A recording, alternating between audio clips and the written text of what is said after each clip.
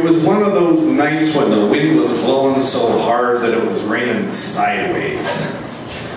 I was with the heavy rescue squad again when we were out on the highway at a 6-car pileup. It was one of the worst I've ever seen. There were about 3 people dead in it, and there were 4 or 5 that were badly injured. Me and my partner, Big Brad, were working the jaws that night. We had just gotten a father and his son out of the one car, and they were very, very close to death.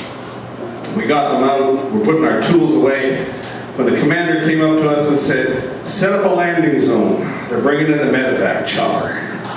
Now, there was a 40-knot gale and heavy rain that night, and I said, "There's no way they can be flying tonight." And he said, "Set up the landing zone. They're bringing it in, man. It's already in the air." So Brad and I ran out. We got an armload of flares, and we started striking and laying flares as fast as we could. There was hardly any place for that thing to land. All we were able to do was find a wide spot on the highway.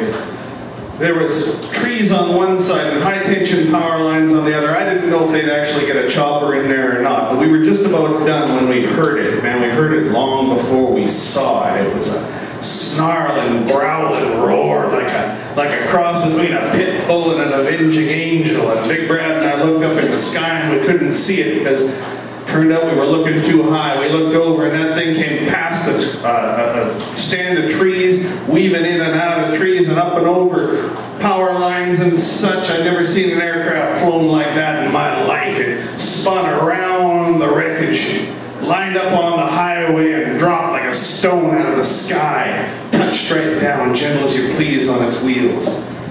Brad and I stood there and we were amazed at the piloting skill of this thing. Brad said to me, "Man, that pilot's got balls." And I said, "Hell yes, big brass ones." But you know, we didn't have much time to talk anymore. We were running down the hill pushing those gurneys. The father and son were damn near dead as they were, and the only hope was that chopper that we were going to put them on, that had just dropped out of the sky. We were slapping those stretchers into the helicopter when I finally saw the pilot. I wanted to shake his hand. I wanted to meet this guy. I wanted to meet and shake the hand of a man with a skill like that.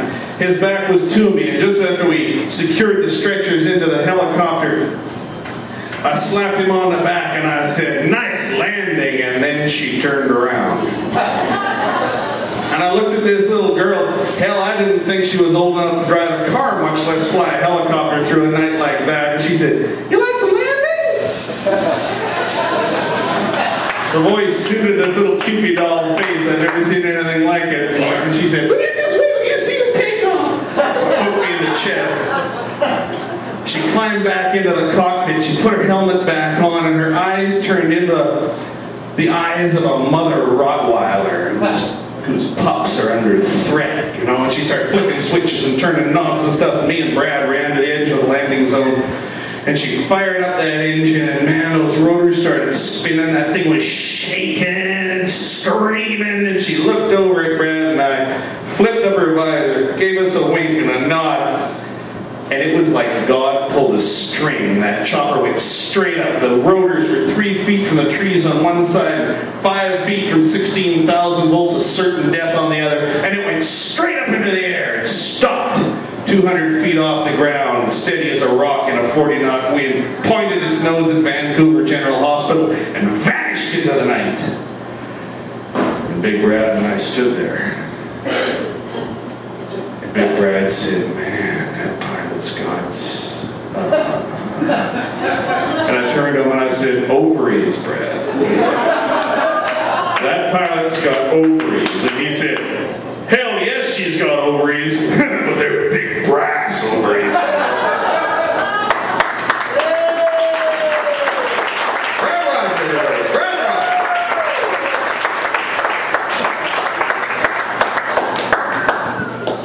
I'm not judging. I don't know what you think that story scores, but I'll tell you, I wasn't there, but I just bet that pilot did not sound like Dame Edna. I bet her voice was far silkier than that. Other than that, I know it was all true.